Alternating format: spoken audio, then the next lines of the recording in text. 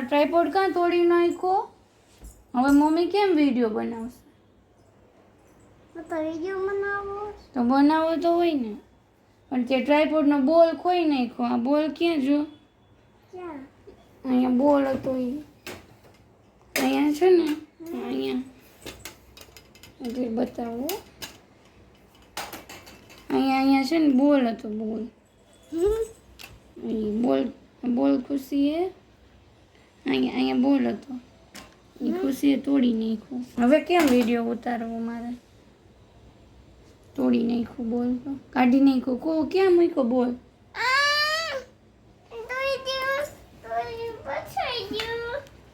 ને ભાઈ તારે ઘોડિયાને નથી હોતો બિચારો. ખુશી ઓલું બોલતો નાના હોય ત્યારે કેમ બોલતા શીખવાડે?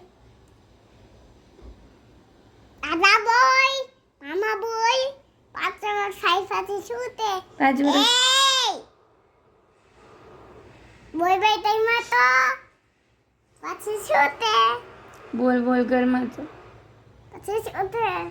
5 વર્ષના થાય પછી મોઢા બંધ નો રહે. મોઢા બંધ રે. નીતા જફર મારી. એવું ન બોલાય. એવું બોલાય તોય ફફન તઈતા હોય. અને મારવાની જાપર. પણ મોટા હોય ઈ નાના ને એમ ખીજાતા હોય, બાકી નાના કોઈ દિવસ એવું બોલે? બોલે ન બોલાય એવું. મોટા બોલી બોલે. ઈતે ને તે નાના ને. The next day. ખુશી મારી નાની આગળ જવું છે. નાની રથે પાટી દેવા દે છે. નાનો એ રથે પાટી દેવા ગયા છે. ના તો મારે ચીકુ મામું આગળ જવું છે. ઈ તો માઉન્ડ અહીંયા જ દયો. તો ભલે ને હું તો ત્યાં જઈશ. ના કાં માઉન્ડ નો જવા દે. આ વાત દે ને, મારા ભાઈ છે તો. ના hello friends, welcome to my new vlog. આ એક એવી જગ્યા છે કે હું એને ગમે એટલી વાર સાફ કરું ત્યાં ક્યાંક કંઈક વસ્તુ છે એ રખાય છે. તો મતલબ કંઈક વસ્તુ હોય જ. બધાના ઘરમાં એક એવી જગ્યા હોય કે એને ગમે એટલી વખત સાફ કરો ને ત્યાં બધી વસ્તુ છે એ મુકાય છે. તો અત્યારે વાગ્યા છે 4:15 અને તમે આગળની ક્લિપમાં જોયું હશે કે ખુશીબેન હારે બસ 2 થી 4 બપોરે સુવે નહીં એટલે આવી રીતે વાતો કરીને ટાઈમ પાસ કર્યો. હવે અત્યારે હું એને લઈ જાઉં છું બહાર, કેમ કે કન્ટિન્યુઅસલી તમને રોજ બપોરે સૂવાની આદત હોય ને પછી સૂવા ના મળે તો એની આદત પાછી ન સૂવાની આદત પડતા વાર લાગે. હવે ખુશી 3 દિવસથી તો રોજ બપોરે જગાવે જ છે, તો મને મારા બોડીને હજી યુઝ ટુ થતાં ટાઈમ લાગે છે. તો ઘરમાં પછી હેડેક થાય ને એવું થાય, એ બી કચકચ કરે બપોર સૂવે ને એટલે મેં કીધું બહાર જતા રહે તો એ બી થોડીક ફ્રેશ થઈ ને. એ રહેવા દે અત્યારે બેટા, હવે પાછું ભરવું પડશે પ્લીઝ.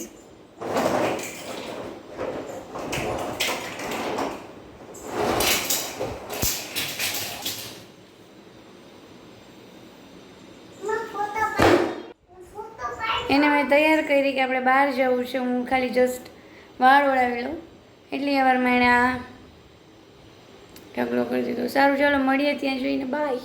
તો પછી અમે પહોંચી ગયા હતા ઘરે અને ખુશીબેનને જતા હોય યાદ આવી ગયું હતું કે મારે અહીંયા આવીને બસ નેલ પેન્ટ કરવાની છે, તો એ કરાવવા બેસી ગયા હતા નેલ પેન્ટ.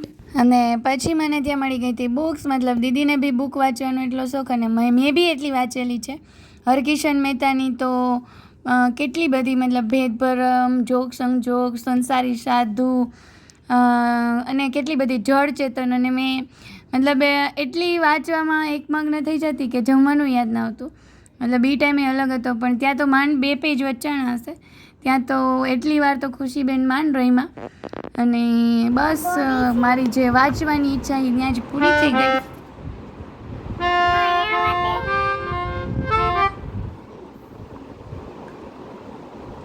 ફૂંક મારવાની હોય, ખાલી મોઢામાં પકડવાની ન હોય.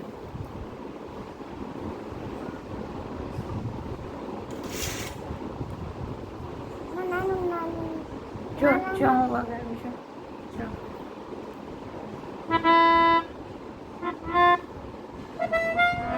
તું વગાડ, હું ફૂંક મારું. ઓકે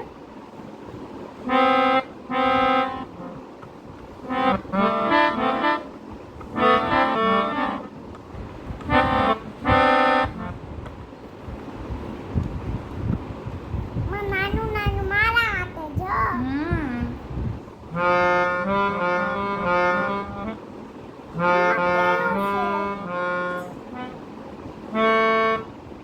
મમ્મા નાનું નાનું તોય આપ્યું જો હેપી બર્થડે ટુ યુ વગાડો.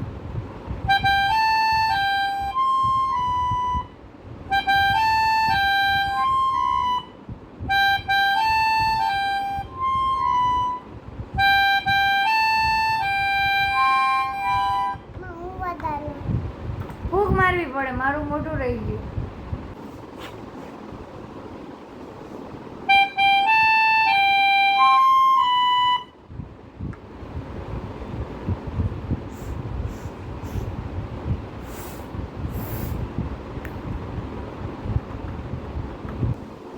હેપી બર્થડે ટુ યુ હાલો જાઓ ને નીચે આપણે.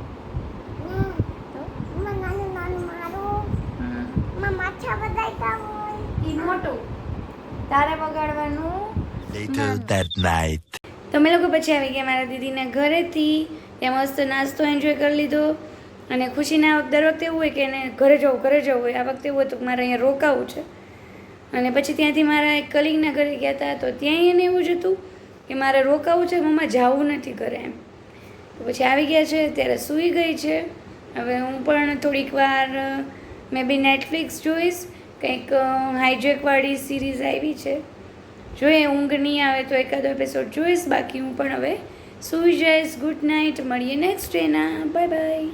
The next day. તો રોજ અમારે 2 થી 4 નો શો ચાલતો હોય. આજે ખુશી જી અહીંયા બેઠી છે મારી બાજુમાં મારી બાજુમાં બેઠી છે અને મોઢામાં આંગળા નાખે છે. અને બધા નાંદા નાખે છે. ખુશીબેન, તમારે કંઈ કેવું છે? આજે ટીચર્સ ડે છે, તો એવું છે શું કેવું છે? તો કયો ટીચર્સ ડે છે? તો ચીચાઈ દે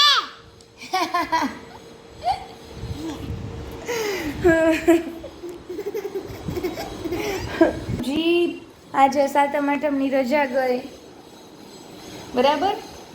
એમાં જે 1 કિલો 1.5 કિલો વજન વધી ગયું હશે, એ હવે અમારી એ હવે મને એમ છે કે ઉતરી જશે તો સારું છે મારા માટે. મારે વિધાઉટ એની એક્સરસાઇઝ ખાલી જસ્ટ ઉપરની ઊંઘ સેક્રિફાઈસ કરવાથી ઉતરી જશે એવું મને લાગે છે. A few moments later. તો પછી અમે ગયા હતા અમારા ઘરની બાજુમાં જંજડા રોડ ઉપર રાધે ટ્રેન્ડ્સ કરીને છે, મતલબ dress material, sari, children were બધું જ મળી જાય ત્યાં. તો મમ્મીને ડ્રેસ લેવા હતા તો એ લેવા ગયા હતા.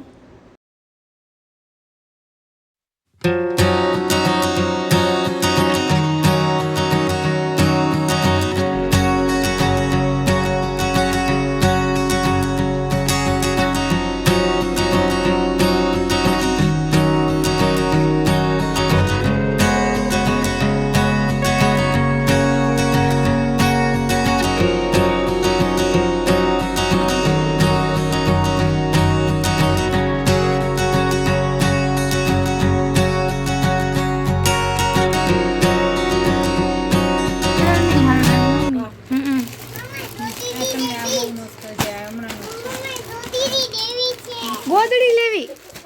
અરે શું લેવું?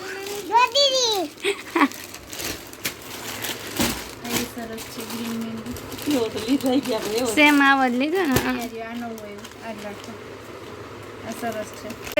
અહીંયા બતાવું તને કયો કલર ગમે છે? તને કયો કલરનો ડ્રેસ લઈ દઉં? કયા કલરનો ડ્રેસ લઈ દઉં? તો ત્યાં સાડીનું કલેક્શન પણ બહુ મસ્ત હતું. મારું ક્યારનું બેઠા બેઠા બસ સાડીમાં જ મારો જીવ હતો. તો ફાઇનલી મેં ઊભા થઈને જોઈ લીધી અને મને આ સાડી એક બહુ ગમતી હતી. આખી પ્લેન હતી અને સાઈડમાં મતલબ બોર્ડર હતી. તો એ સાડી બી મસ્ત હતી. અને પછી છે મેં બધી સાડીનું કલેક્શન જોયું અને એમાંથી એક જે સાડી છે એ મને બહુ જ ગમી ગઈ અને હું ટ્રાય પણ કરતી હતી કે મારા ઉપર કેવી લાગે છે, પણ પછી લીધી નહીં. આ જે યલો દેખાય છે એ, અને એમાં ગ્રીન કલરનું બ્લાઉઝ હતું.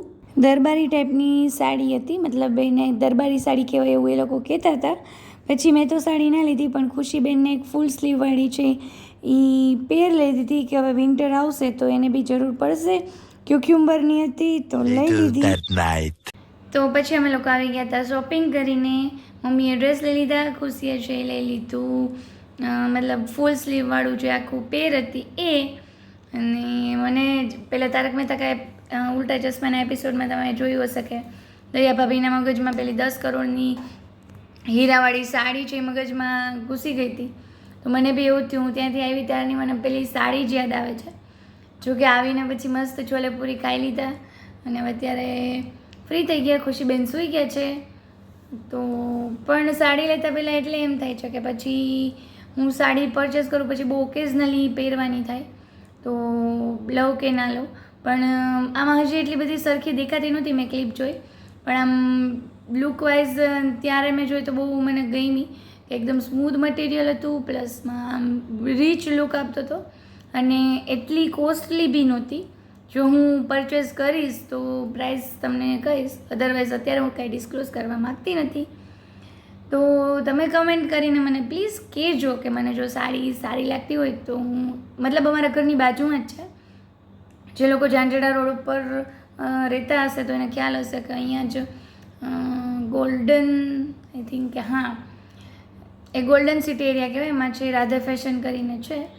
તો અમારા ઘરથી નજીક જ થાય છે. તો હું હજી મને એવી ઈચ્છા છે કે હું જઈને લઈ આવું, પણ જોઈએ. પણ પ્લીઝ કમેન્ટ કરીને કહેજો કે હું સાડી પરચેસ કરું કે ના કરું. જો મેક્સિમમ કમેન્ટ મને યસ મળશે તો હું 100% જઈને લઈ આવીશ, કેમ કે મારા માઇન્ડમાં જે એ જ છે. ચલો તો આ વ્લોગને હવે કરી દઉં છું અહીંયા એન્ડ. આ તો 2 દિવસનો વ્લોગ. તો પ્લીઝ હજી સુધી ચેનલને સબસ્ક્રાઈબ ના કરી હોય તો કરી દેજો, વિડીયોને લાઇક કરજો અને શેર કરજો. થેન્ક યુ, ગુડ નાઇટ, જય શ્રી કૃષ્ણ.